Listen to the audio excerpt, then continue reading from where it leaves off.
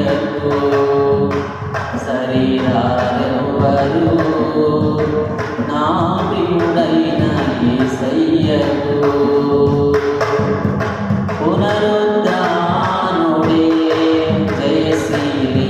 మృత్యుని జయించి లేచినాడే పునరుద్ధానుడే జయశీలి మృత్యుని జయించి లేచినాడే శ్రేష్టమైన